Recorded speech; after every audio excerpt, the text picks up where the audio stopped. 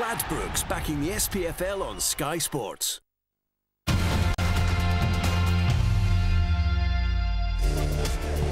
Begin to float it in, and David Goodwillie has scored.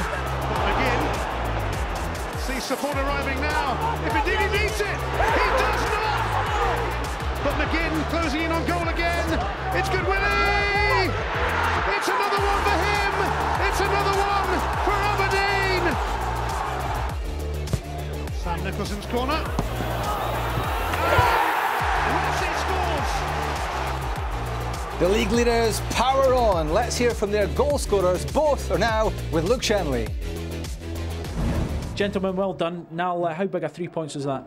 Yeah, it's massive. I thought there was a lot of talking, but this would sort of be a massive challenge for us, especially winning the last 7 games. So to come here and come out of the 3 points, and especially first half performance, I thought our action from Danny right through to Goody. Goody was outstanding. Took a lot of batter and bruised the whole game, and thankfully we've seen the game out.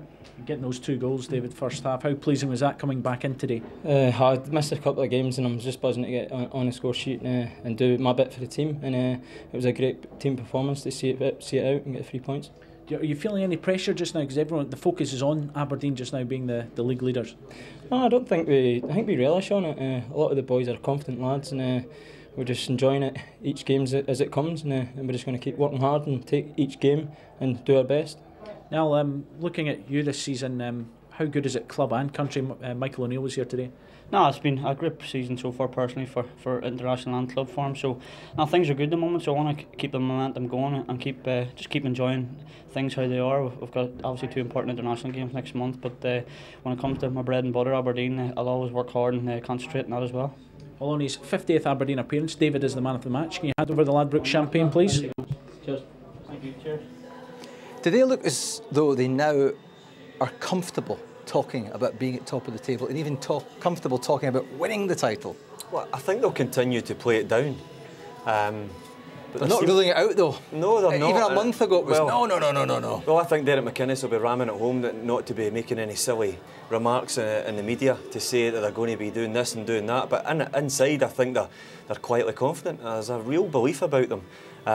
You could see actually in the second half, I know Hearts changed their shape because their shape just didn't work in the first half and they were going to come under a little bit more pressure, Aberdeen, but you could just see they just contained, got numbers back, because there's a belief there, as I said before the game, about they've got the pace, they've got the players that can hit in the counter-attack when they need to, and Andy Walker said it in commentary, it can be devastating at times, and there's just a little switch has just happened for me when you look at Aberdeen players on the back of that Celtic defeat last week. In what way? I don't know, you can just tell, and I said when you start to get into a position where you're leading titles, there's a different pressure that you have to deal with. It's always better when you're chasing, because then you know what you have to do. It's almost like what we can't do when you're in that leading position. We can't lose because this will happen. So it's in a better position when you're chasing, because it's the pressure's always the team sitting on top. So now they're on top, there's a different element to that mental strength that you have to carry. And just now, they look impeccable. Before the game, Derek McInnes suggested that he dropped top goal scorer Adam Rooney because he had very good news this week. His wife gave birth and he was looking a bit washed out afterwards. Did that, if that was true, that was the reason why I made the decision. Did it do him a favour? Pretty sure Adam Rooney's wife will be pretty tired as well. But listen, I said, and I'll say it again, I think Adam Rooney in Aberdeen's side would be most people's choice. Goodwillie has not been a goal scorer, prolific, but this is a great piece of movement.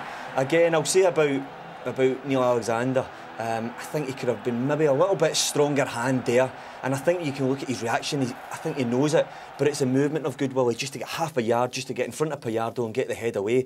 But he was outstanding today. I gave him man of the match, not just because he scores 2 goals, it's his all-round performance. Niall McGinn said he got battered today. He did systematically, the back four at times just laid some heavy treatment on Goodwillie. But he's not a shrinking violet, he's a strong boy and he loves the challenge. And his second goal was quite wonderful today. But listen, the clincher for me and the best goal of the match without doubt, Niall McGinn. It was sheer brilliance. Why were Hearts so susceptible to being hit in the counter today? Well, listen, they're in a good period of the match there. They're up on the game again. Should he be tracked here? Well, this is counter-attacking football. I don't think you can track that run, because Niall McGinn is not interested in getting a 1-2. As soon as he plays a pass, it's the third man running. But it's shambolic defending from Hearts. Shambolic. I think Robbie Neilson would have been stripping the wallpaper, and he's not a shouter, by the way. But the defending from Augustine should be standing up, making Niall McGinn go backwards. It doesn't. He dives in. Patterson gets done with a little step over. He should be making him go back in towards the park where the bodies are. Ozturk did the same movement, opened the goal up, and Neil Alexander's hopeless because it's Niall McGinn is just such a sweet strike with the inside of his right boot to send it away. But again, two players in sensational form. I spoke about Good Willie.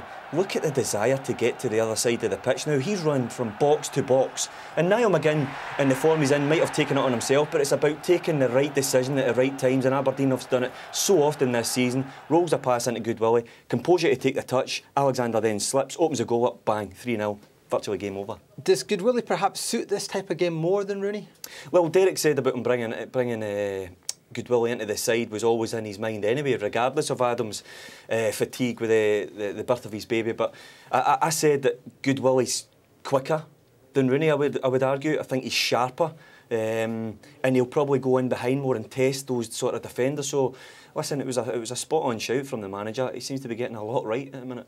Well, let's hear from him now. He's with Luke Shanley.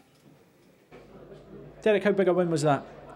Yeah, it's a big win, obviously. I think any win is important. You know, I think a lot of people from the outside in would have been looking at this fixture as the one that we may come a cropper, but obviously we've dealt with this. It's no easy to win here. I think Hearts have got a very strong record, and obviously they're used to winning. So, you know, I thought our first half, the intelligence of our play was outstanding, the quality of some of our play. You know, we knew how the opposition would get the ball forward and ask questions of us. We knew at set plays that I know they're the land of the giants, really. They had 6 real bits of height, and we were always up against it. And we stood up to it for the majority, but we lose one goal that was a bit scruffy and a bit messy for the second half. But, you know, all in all, I think other than that, well, certainly 20-minute period at the start of the second half, which I didn't think we was dealt with well, to be honest. I thought it was a very mature, calm performance for the majority, and we missed chances to pick them off again, you know, the second half. You know, Paul at McGinn. We could really have kind of sealed it then, but I was always confident, you know, given the half-time lead, that we would get the job done. The bandwagon rolls on. Well done. Thanks very much. Cheers. In many ways, did Hearts do Derek McInnes a favour by getting the team selection wrong and the shape wrong in the first half? Well, I said before the game that Robbie likes to try things out, change things, keep the opposition on their toes and not second guess how a formation might set up. He's done that, and it's worked in the past. It just didn't work today. I said Wanma was that real powerful presence through the middle and a goal scorer, but he didn't look comfortable at all in the left wing. I don't think Gavin Riley looked comfortable out in the right hand side, and it just didn't work. So when he went to the 4-4-2 in the second half, I always felt that it would cause Aberdeen more problems, but yeah, they were comfortable. And I said about Neil Alexander not doing well in the first goal for Aberdeen, excuse me. He did keep them alive because he made 2 super stops early on. This is what Derek McInnes is talking about. Because of the height, it's Ryan Jack is picking up Rossi, and he doesn't deal with the first ball coming in, just slightly gets maybe a little bit of a push as well from Rossi, but a good finish, but too little, too late.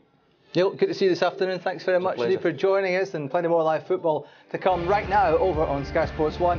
It's Super Sunday, Southampton against Manchester United, and later here on Sky Sports 5 it's a double header from La Liga with Villarreal taking on Athletic Bilbao and Barcelona taking on Levante. That one at 7:15. Live action from the MLS this evening as well, with Portland Timbers taking on New York Red Bulls right here on Sky Sports 5 at 10 o'clock. So Aberdeen's winning run continues. The perfect start is now 8 wins in a row, and they're looking pretty much at home at the top of the table. Bye for now.